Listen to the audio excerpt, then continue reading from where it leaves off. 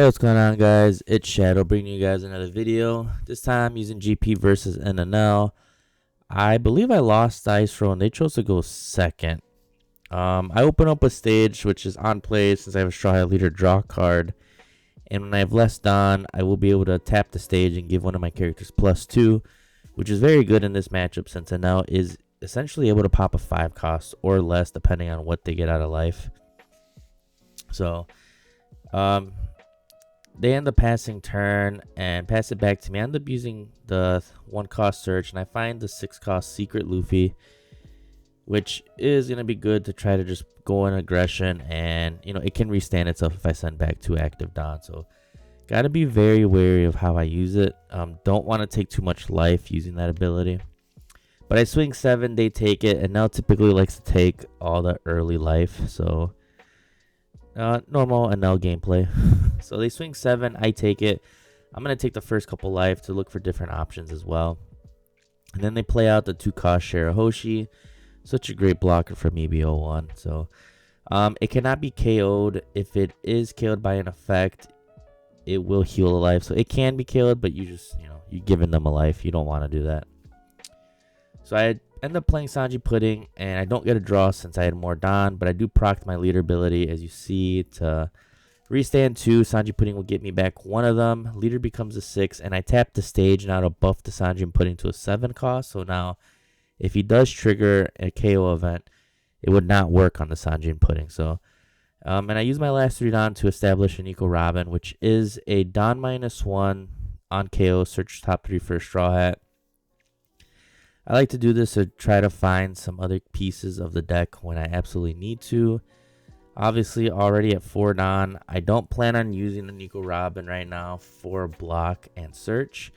It's just there for when I am ready to actually use it to block some, big attack. But my opponent is actually going to pop the Nico Robin, and you're going to see here in a second, he is going to use a Nami. Egghead Nami, which is pitch a card with a trigger and you can KO an opponent's 5 cost for less character.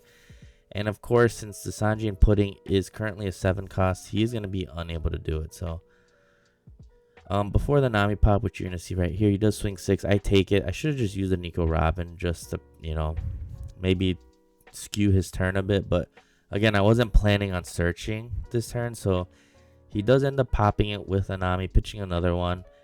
And I considered on doing the ability to search. I choose not to. And he passes turn to me. And I believe I'm just going to establish a second Sanji Pudding here, which is beautiful, which is what I want to do. I am going to tap the stage. I believe I'm going to tap it first. If not, I'm going to tap it after playing the Sanji Pudding. So since I am currently equal Don now, I am going to get a draw off the Sanji Pudding that I just played. So that's the good thing about, that first Don reduction on the previous turn.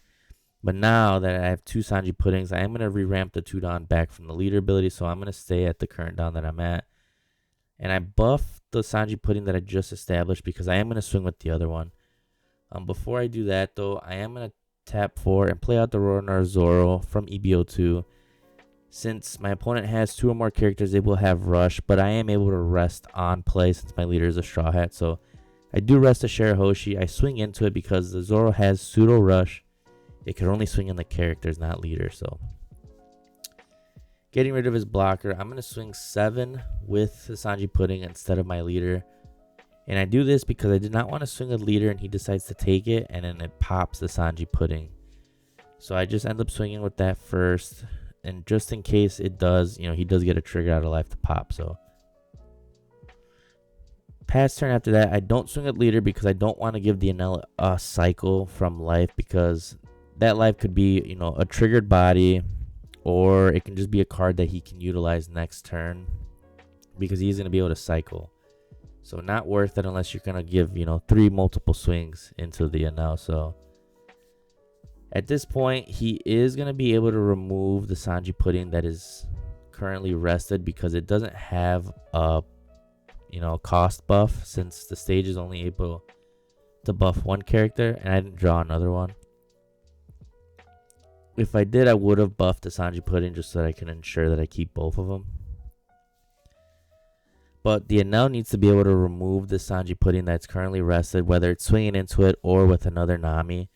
And the good thing is we did see that he pitched another Nami to, use the ability for the first one. So he's got at least 2 more things that should be able to remove my Sanji pudding. So starts off with a 5k swing to the Zoro here. I think I end up countering it. And then he swings 8k into Zoro. I let it go. And then here he's going to tap 5 Dom, play out another Nami. And I believe pitch. I forgot an event. No, he pitches an O Nami. But yeah, he does get rid of the other Sanji pudding, which is unfortunate. I was hoping that card would stick.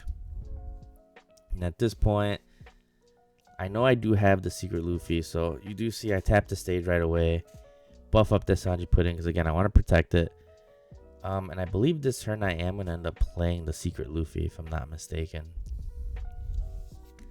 And the Luffy will have rush since my opponent has 5 or more Dawn. And it does have the restand ability as well. But again, I don't want to really use that too much if I don't need to, especially since I have to take a life as well as lose 2 Dawn. So just got to pick and choose when to actually use that ability. So I start off 7k to the Nami and want to keep the board clear. Not let him pressure me the next turn. And then here, ends up letting that Nami go. So I will establish a rush Luffy here. And then use the ability. I realize now that I didn't use the ability. So I did let him know whether it was going to skew his turn or not. But he told me he was going to let it go at 6k regardless. So, I did try to backpedal there to make sure that, what would have happened. If not, we could have corrected it. So you would have at least known. If he did decide to save it from the 6k swing with like a 2k, I would have swung the 7k Sanji into it. Or the 7k Luffy as well. And you do see I established another Nico Robin. And I believe I'm running Nico at a 2-of. So it's just a little trump block in case he tries to swing big into the Sanji pudding.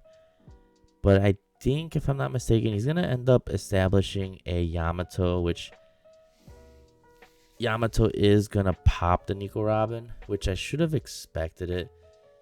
Well, yeah, that's what he's going to do for there. Because it looks like he was about to swing first, which would have been the incorrect thing because I could have just chump blocked with the Nico Robin. So popping it is the correct thing to do. And I do use the Nico Robin ability to search on KO to try to find a different option here. And I think I'm going to find... Oh, it looks like I find a stage. I thought I was going to find another secret Luffy. But the stage is just as good because it can protect my characters, putting them out of range for, his Nami. Which at this point is really only the Sanji pudding that really matters because the Luffy is a 6 cost and is already out of range. So I did use the first stage buff on that Sanji pudding before, and I play out the other one to buff the Luffy. But I really just played the stage out for the buff, or not the buff, but the draw, because it's one of the only cards in the deck that's not like the search events that will at least draw me a card, other than Sanji and pudding. But it's a way to dig deeper in the deck, and much less, it's a brick in hand, so it's really good with Gum Gum Giant because you could just pitch it for +4 and then 2-card hand filter. But if not, it's just in your hand. But as you see, I established a second rush Luffy here, so I've definitely got the pressure going on my side of the field. He's currently sitting at 2 life. Start off with a 6k swing, and now I'm just going to swing 7s. And he ends up taking this card, debating whether or not to use the trigger, but I'm not sure what it is. But again, all my characters are out of range for any KO ability, so I am going to swing 7. Again, he takes it, and then here comes the Enel cycle. He's going to get a life and be able to pitch a card from hand.